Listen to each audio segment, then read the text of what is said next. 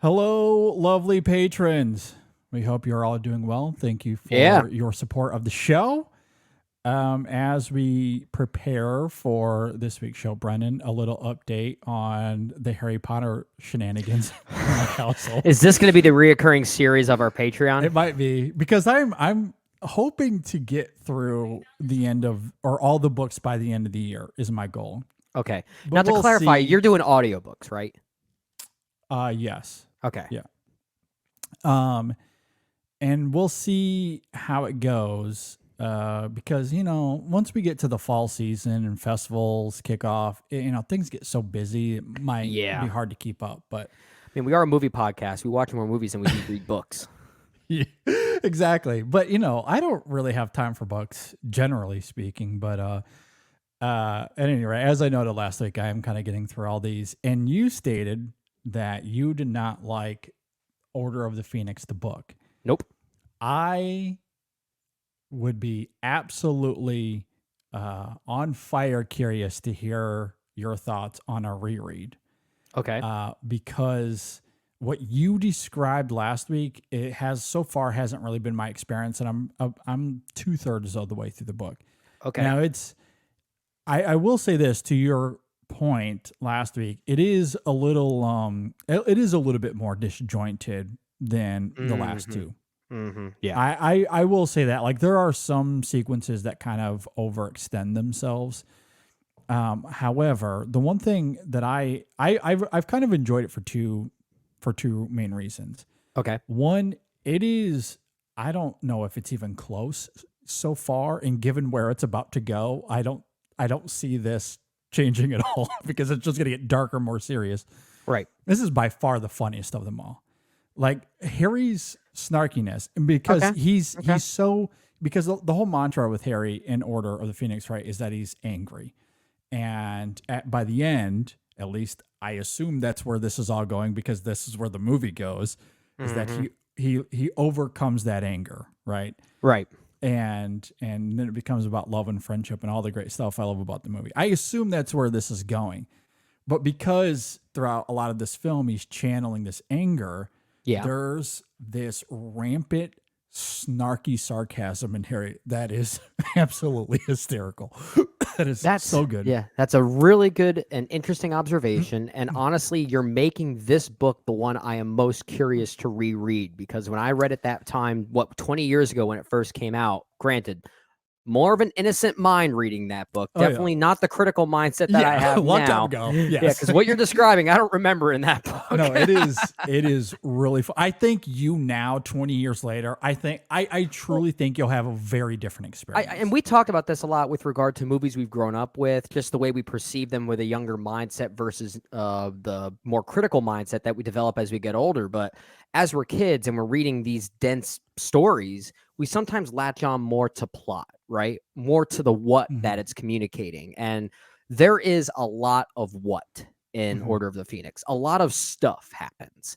And perhaps that is why I was so negative on it at the time, finding that disjointed nature so obvious, I guess. And you latch onto those things more clearly, I guess, at that age. And I do think that is still a fair criticism. It is still a little disjointed comparatively, and some sequences do overextend themselves. There's a couple with Sirius that I don't think are necessary. The way Hermione is written at times, I think, is a little uneven or a little weird to me. But again, I'm not done, so there's a chance that the book might remedy some of these problems by the time it's all done. I don't know. And you said 2/3 you're I'm about 2/3 right? of the way through. Gotcha. And so I do think that's still there. But like the great things of the movie, I do love about the book as well. It's very funny, and I also love that the book, and obviously the film can't really do this because there's so much else that it's tackling. Right. But the adolescence of these characters that you get a little bit in Goblet, in the movie Half-Blood Prince. I mean, you really get into that a lot more. Sure. And the movie Order of the Phoenix just doesn't have as much time to really get into that because there's so much happening with Harry. Right. And I, for all the reasons that we've talked about forever, I love that the movie sticks to that. I don't think it really needed to get bogged down in some of that stuff. Mm-hmm. He's like with Cho, especially. There's so much more about his potential romanticism with the Cho character, Oh yeah, yeah, but I kind of love the goofy innocence, like how the film taps into them growing up. It's so much more in the book than is not there in the movie, that I think is um, a nice, I guess, middle ground from what you saw in Goblet and then what we see in Half Blood Prince, at least movie wise. well, yeah, and So like I do and like the book kind of bridges that gap. I will say something I think the movies at least attempted, and I think you're able to get it the more you watch the movies and kind of sense it in the respective performances. But clearly, the books are meant to showcase the romance between Harry and Cho, and then the romance between Harry and Ginny as completely different things. Yeah. Like the kind of evolving young love you go through that means something different the older you get, and the perspectives that you learn along the way. And I do Mhm. think the books at least did a good job acknowledging that difference. So like the playfulness, I guess, that Mhm. you're acknowledging between Harry and Cho. Well, maybe playfulness isn't the right word, but the fact that it's almost not taking itself that seriously, as if J.K. Rowling is secretly telling you this is not the romance that's going to matter in this book series. Like it's not. Mhm. It's just this is not what's meant to be. Yeah. Yeah, and I think that is actually done really well book wise. Okay. And if we're going to canonize that to the movies, because the movies just don't have time to get into it, then I think it's a nice little No, she's way just the to. first kiss in the movies. Yeah, that's Yeah. that's all that it is. And honestly, I'm perfectly fine with that because Hmm.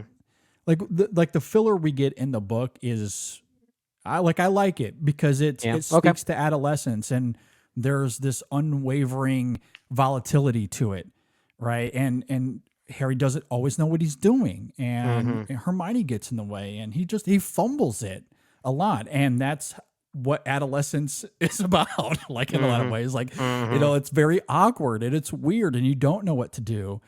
I like that the book takes time to give that nuance to a character that is so above and beyond his years, especially Right. in this book, because he's the leader of this Dumbledore army and people look up to him, and he can perform a Patronus, and no, like they say countless times, adults, like adult wizards and witches, can't even do that. Yeah.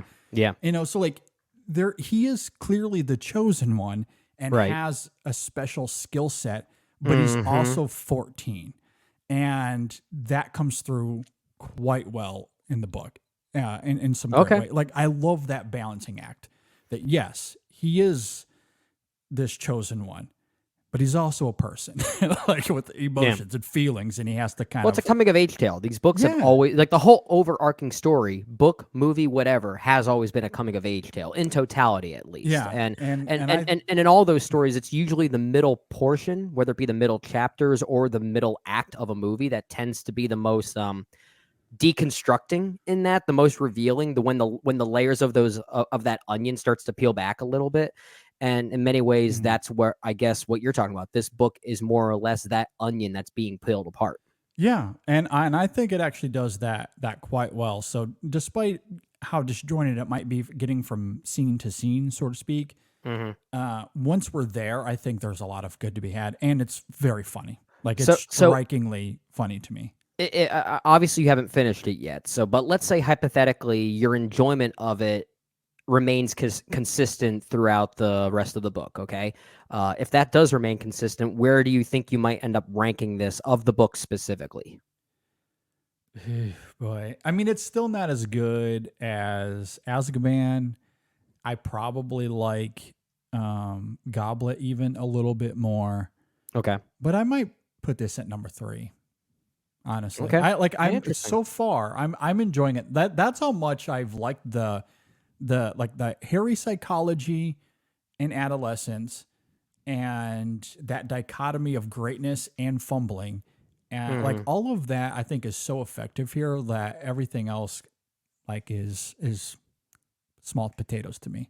And also the Okay. way the way she writes Umbridge, it is it is truly remarkable. Imelda Staunton, her performance in the film is great on its own terms. Oh yeah, When yeah. you read how the character is written, the way she channels the details of what's written on the page is astounding. Like she nails that character, absolutely destroys it. Like it is incredible. And maybe that's part of my youthful criticism of the movie is how much I love to hate Umbridge as a Oh character while God, reading it. And I do think, as far as if we're ranking how perfectly cast a certain book character is, regardless of novel, that she's is one one of the best. greatest casting It choices. Is Imelda Staunton truly as Umbridge? all the way down to like the little chuckles and the way she interrupts characters. Like it is Yeah. specifically detailed in the novel, and Staunton she nails that part of it. Like Oh yeah. every time I hear it, it's like all I hear is her voice. Like she just it's so good. Like it And truly maybe is that's incredible. and maybe that's why I was so harsh on the book when I first read it, because I loved the politicking of the Yeah, story. I love the there's a lot of Umbridge. that. Yeah, there is a lot of that, but it all kind of comes together with regard to Dolores Umbridge as a character. Oh So yeah. then when we get to them studying for their owl exams, and I feel like 200 pages later, oh my God, they're still studying for their freaking owl exams. It maybe felt like it was 200 pages of Yeah. fluff. And maybe that's the thing. And that's the part I have yet to experience. Now I might get there, but that tediousness just has not been there for me. Like it's overextended itself at times. This is but where it we has might not been tedious. This is where it might change for me, because that tediousness I was feeling way earlier than you're in right now. So this is this would be a very interesting reread for me. Yeah, just like given what you're talking about. Because like specifically, and I know I get that you're bringing up a kind of a broad idea, but like the whole OWL thing, like they've talked about it a few times, and again, it's part of the humor. Like I kind of love that Harry and Ron lean on Hermione for her to do their homework, like even more so than what they do in the movies. Like it's just really funny. But like they've hardly mentioned OWLs in the book so far, and I'm a good 2/3 of the way in. So like it's Now been I'm starting to think like, if I picked up a different copy of the book. Yeah, like it's honestly hardly like I think you'll be shocked by how less of a thing that is in the book, and unless it's in the last. I don't know. Maybe it is. Yeah. Like, So maybe you'll come to me in a week from now and say, I finally finished the book. Brendan, you were full of shit. Or you might say, I finally got to those OWLs, and yeah, that was tedious as heck. What the heck was that doing in there? So it's going to be one of the two, I think. But even if that's the case, we're only talking about a third of the book, or maybe less than that by the time I get to it. So it won't be like a significant downgrade. But because so far I'm really liking it despite how disjointed it is. Like that's good. Like you talk about like just a truly great villain. Like Umbridge is phenomenal. Like you love to hate her, and you do hate her. Oh like, yeah. Like I have to give JK credit because she writes her in a way where it's compelling and you're feeling the hatred the way the central character, the way Harry is. Like you feel it, and that's true. That is very true. Yeah, absolutely. So, like you get riled up, and I love that. Like I just love to hate her, and but also it's so funny at the same time. That's how you know you've written a good villain, when you just get such great satisfaction imagining yourself punching them in the face. Exactly. And that's it. I want to punch a wall. As I'm reading this book, I want to punch a wall so hard. And I say that as a praise, like as a good thing. Yeah. And, and part of it, to be fair, because I'm reading these after the fact, after the movies, obviously. Yeah. And I see Staunton in the character on the page so much. And that's certainly part of the joy, but it's also the way it's written. Like you do hate that character, and it's effective. It's absolutely, it's so good. I don't want to spend all of our time on this, though. I do want to transition. So obviously on this week's show, we're talking William Friedkin. Yeah. So I want to talk a little Friedkin before we get into, a lot more as we the get actual into the show. Meat on the Friedkin. Yeah. Because I want to say this specifically. So I don't know where in the conversation we're going to talk about his 2003 film, The Hunted.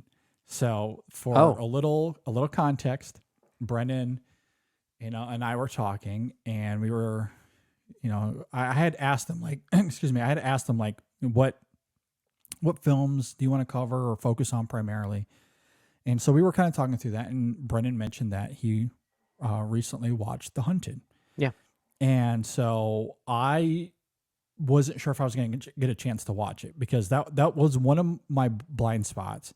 Yeah. And but I was running low on time. Mhm. So earlier today, as we are recording this, I decided, I'm going to try to fit this in before we do the show. So I start watching it, and my 7-year-old Samuel he walks in and starts watching it with me. Now, thankfully, it is we are past the brutal war imagery. I was going to say you are past the opening Apocalypse Now sequence. Exactly. Thank God. Thank God. We were past all that. And some of the, stuff you get at in the forest of Washington there, Right. that's not quite as brutal, but past that as well. So we're kind of into the cat and mouse chase part of the movie. So there's still a good half of it left. And he walks in, and I tell you what, this kid is endlessly compelled. He is glued to the screen. And I don't know. I've never seen this before. I don't know if this is a good thing or a bad thing. At one point, my wife walks in, and Brandy's like, "Should he be watching this?" And I just shrugged. I was like, "I don't know." I don't know, because has he seen any R-rated movies before yet? No. So, yeah, but here's also the thing, and this is where maybe I could get into a little bit of trouble. Because I have let him play the Call of Duty games, and those are kind of violent. Yeah. And, there's a lot of swearing. Those are R-rated ish. They're rated mature in video games systems. So, he's done that a lot, and it doesn't really bother him all that much. He can see the violence and hear all the cussing and swearing, and it doesn't really change his behavior all that much. Yeah. He's more in terms of behavior, he's more influenced by internet culture stuff or YouTube culture stuff. Yeah. For all of you patrons listening, you'll have to check out our theater camp review, because I talked about this actually in a little bit of detail. Because I went to see theater camp. I know you haven't seen it yet, Brendan, but there's a character in it that is he's the ethos of internet YouTube culture or whatever. And there's a couple of things he does that I wouldn't have been able to relate with all that much without Sam. But there's things that he does that I see Sam regurgitate all the time. Oh my gosh. House, and it was so funny to me. So that's so his behavior is kind of more that, and it's mostly playful. There's nothing harmful about it. But so that is to say, he's played those games. It's never really changed him all that much. So most likely he's not going to end up in the woods hunting people. No, I don't think so. I don't think he's going to wake up with nightmares in the middle of the night. And the thing is, and maybe we'll get into this in the conversation, it gets it's a little violent with that final fight, but it's not over the top. No, I mean, we'll talk further about it. You're right. From a child's mind, from what you can actually see, literally speaking, yeah, it's not that violent, but what you learn to gravitate towards with regard to William Friedkin is the sense of tone and brutality that you kind of feel, which almost makes it more brutal for when people like us watch it and understand what's actually happening and the ramifications of it. So it almost feels more brutal than something like you see in a Saw movie, for instance. Yeah, but you're right. From Sam's mindset, he wouldn't really pick up on that just yet because it's all about what he sees. No, and honestly, he enjoyed it. I mean, he was glued to the screen. He was asking questions because obviously he came into it a little late, so he wasn't exactly sure who the characters were. So I had to answer some questions as we went, but he sat there and watched it, and I honestly really loved it. He was truly into it the whole time, which was exciting because normally when I'm watching movies with him, it's Star Wars or it's Across the Spider-Verse. I'm taking him tomorrow to the Blue Beetle screening here locally. So those are the movies that I typically watch with him, not William Friedkin. I was about to say, now that I can imagine, his movie upbringing starting here. When he gets to a certain age, when he's a movie buff like you, he ranks all of William Friedkin's films, and number one is The Hunted. Maybe that could be. I'm sure Yeah. he'll have a memory of it. Yeah, at it's some gonna be point, nostalgic. The Hunted, nostalgia. yeah. Like, so it was just kind of funny, and because we had gotten to a point in the movie where I felt comfortable with him being there. Like if I was watching something like Black Hawk Down, and Yeah. no, well, I'll take you to bed or whatever. Yeah. But like, yeah, I mean, at the because there was the cat and mouse stuff, and it didn't seem like at that point that it was going to be too bad. But I had never seen it. Wasn't sure what the last 30 minutes were going to be. Yeah. And but we watched it together. We had a lot of fun. So Yeah. that's That's awesome. my story on that. Yeah. Man, I kind of wish you saved it for the main show. That'd be a great bounce offing point. Yeah. I mean, maybe we'll get into. I didn't want to, just in case I didn't want to get bogged down, and Yeah. Or get in trouble for And that. revealing that you let your 7-year-old watch The Hunted. Yeah, because anybody could be listening to that, and if random mothers are listening to the show or watching us, We're on going to be YouTube, calling the and MPAA in just a little bit. I don't want to get the the Florida people called on me. The to movie come get police. my child. Yeah. So, at any rate, unless you have something you want to add, Brennan, I guess we can. I'm excited to talk William Friedkin. I think this is a great stopping point to transition into the main show at some point pretty soon. Okay. Well, I guess we'll end our patronage hangout segment here for this week. Yeah. And I will say this as well. My last thought: if you're sick and tired of the Harry Potter thing, just let me know. I promise that's going to die down soon. Well, that'll go okay. away. Well, I'm going to veto that because Okay. you know how much I love both the movie and the book counterpart having of a lot of fun Half-Blood talking Prince. about No, this. well, Half-Blood Prince. Yeah. Yeah, see, that is at the very least, it's interesting because Okay. I mentioned this before. I think on our last discussion about this, or maybe the one right before it. My two favorite books in the Harry Potter series are coincidentally my two favorite movies, but they're ironically the two Yeah. least faithful adaptations of them all, and that's Prisoner of Azkaban and Half-Blood Prince. Now, I remember as a kid Half-Blood Prince actually being my favorite of all the books. Now, would that stand today? Maybe not, but I'd be very curious to hear what your thoughts are. So that's my long-winded way of saying, no, we're not done with this discussion yet. Next Patreon is enough. going to keep this conversation going. Fair enough. And I mean, it really is. It could be. I could have a 2-hour conversation on all this. I mean, there's so much that because there's so much more with Hermione and Order of the Phoenix. Dobby is surprisingly a big part of Order of the Phoenix, the book. He's Yeah. not even in that movie. He's not even in the movie. There's so much that is different still. And that is part of the fun, I guess, for me, because I wasn't expecting any of that. So I mean, to your point, like when I get to Half-Blood Prince, I'm curious what those changes are going to be as well. For The big ones will be with regard to Voldemort's backstory. Because if you remember in the movie, we only ever get like one or two trips down memory lane, the Pensieve as it's called. Yep.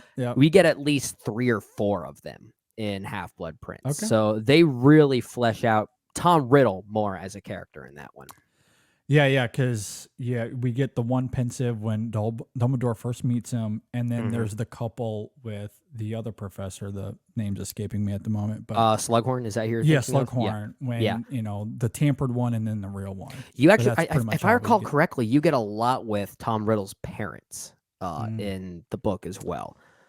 Okay, I'm curious. So yeah. I mean, I still have to get through this book, so I might not get to it for a few more weeks. So we'll probably be Potter free for a few more weeks. and We'll then pivot. I'll We'll pivot for just a moment. eventually get there. All right. At any rate, we hope you all enjoyed this conversation. We're going to get to episode 547. Enjoy that as well, and we'll see you guys soon.